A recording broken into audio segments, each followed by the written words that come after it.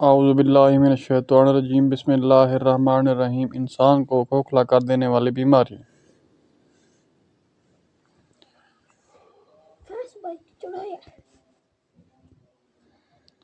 سادہ غذا ہم نے چھوڑ دی اور چٹپٹی غذا کھانے میں فخر محسوس کرنے لگے۔ اس بیماری کی چند وجوہات جو میرے ناقص علم میں ہیں وہ قارئین کی خدمت میں پیش کرتا ہوں۔ اگر ممکن ہو سکے تو اپنی صحت کی حفاظت کے لیے احتیاطی تدابیر اختیار کریں۔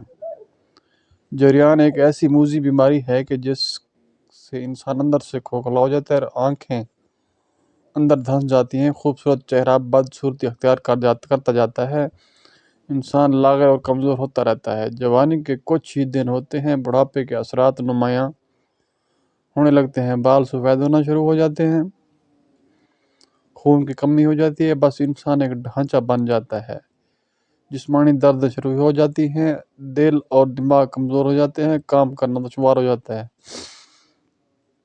طبیعت میں چڑچڑاپن پیدا ہو جاتا ہے، طرح طرح کی بیماریاں حملہ آور ہو جاتی ہیں۔ میرے خیال کے مطابق یہ بیماریاں جب سے ڈالٹا اور فارمی مرغیاں انڈے مارکیٹ میں ہیں اسی وقت سے شروع ہو گئی ہیں۔ وجوہات: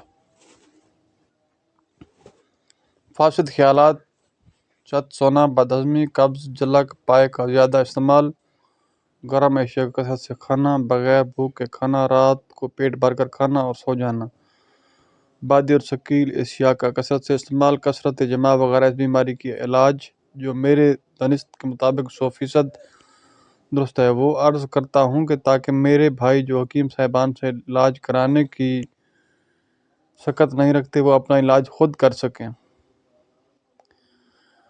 ہمیشہ جسمانی اور روحانی پاکیزگی میں رہنے کی کوشش کریں، نماز کی پابندی کریں، پہلے ہفتے میں صرف مصفی خون دوائی استعمال کریں، ایک گولی اکسیر البدن دودھ سے روزانہ کھانا شروع کریں، دوسرے ہفتے میں جب یہ سمجھ لیں کہ قبض اور بد ہضمی وغیرہ ختم ہو گئے ہیں تو کشتہ کلی ایک رتی کی مقدار میں مکھن یا ملائی میں ملا کر کھا لیں۔ غذا بالکل سادہ کھائیں، جن وجوہات کا ذکر کیا گیا ہے ان کا ضرور خیال رکھیں۔ تیسرے ہفتے